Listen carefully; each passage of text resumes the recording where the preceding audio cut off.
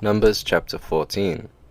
That night all the people of the community raised their voices and wept aloud.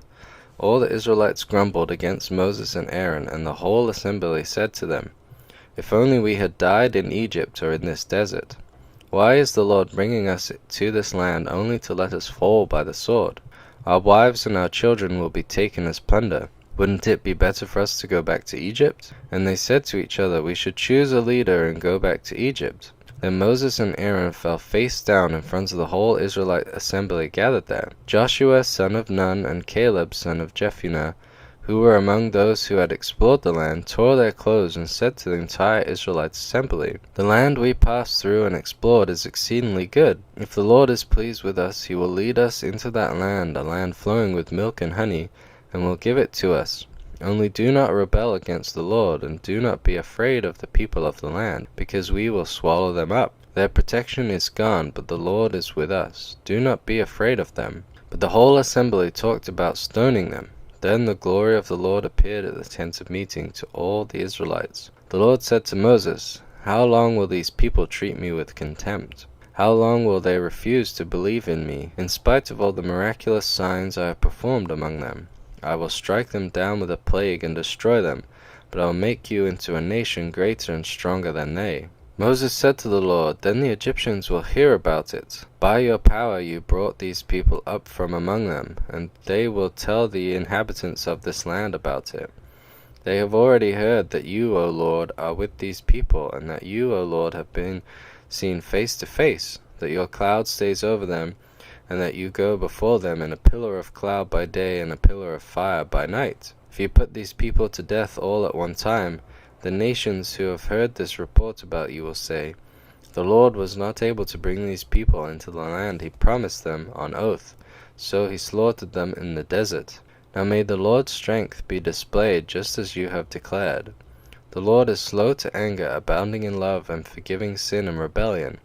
Yet he does not leave the guilty unpunished. He punishes the children for the sin of the fathers to the third and fourth generation. In accordance with your great love, forgive the sin of these people, just as you have pardoned them from the time they left Egypt until now." The Lord replied, "I have forgiven them as you asked. Nevertheless, as surely as I live, and as surely as the glory of the Lord fills the whole earth, not one of the men who saw my glory and the miraculous signs I performed in Egypt and in the desert, but who disobeyed me and tested me 10 times, not one of them will ever see the land I promised on oath to their forefathers. No one who has treated me with contempt will ever see it. But because my servant Caleb has a different spirit and follows me wholeheartedly, I will bring him into the land he went to, and his descendants will inherit it. Since the Amalekites and Canaanites are living in the valleys, turn back tomorrow and set out towards the desert along the route to the Red Sea." The Lord said to Moses and Aaron, "How long will this wicked community grumble against me? I have heard the complaints of these grumbling Israelites. So tell them, 'As surely as I live, declares the Lord, I will do to you the very things I heard you say. In the desert your bodies will fall, every one of you 20 years old or more, who was counted in the census and who has grumbled against me. Not one of you will enter the land I swore with uplifted hand to make your home, except Caleb son of Jephunneh and Joshua son of Nun. As for your children that you said would be taken as plunder, I will bring them in to enjoy the land you have rejected. But you, your bodies will fall in this desert. Your children will be shepherds here for 40 years, suffering for your unfaithfulness, until the last of your bodies lies in the desert. For 40 years, 1 year for each of the 40 days you explored the land, you will suffer for your sins, and know what it is like to have me against you. I, the Lord, have spoken, and I will surely do these things to this whole wicked community which has banded together against me. They will meet their end in this desert. Here they will die."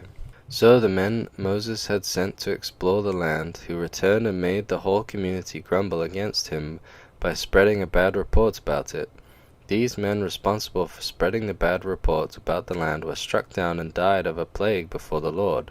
Of the men who went to explore the land, only Joshua son of Nun and Caleb son of Jephunneh survived. When Moses reported this to all the Israelites, they mourned bitterly. Early the next morning they went up towards the high hill country. We have sinned, they said. We will go up to the place the Lord promised. But Moses said, Why are you disobeying the Lord's command? This will not succeed. Do not go up, because the Lord is not with you.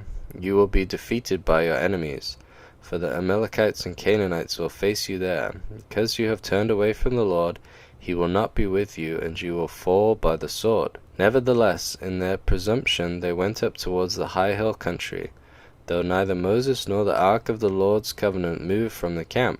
Then the Amalekites and Canaanites who lived in that hill country came down and attacked them and beat them down all the way to Hormah.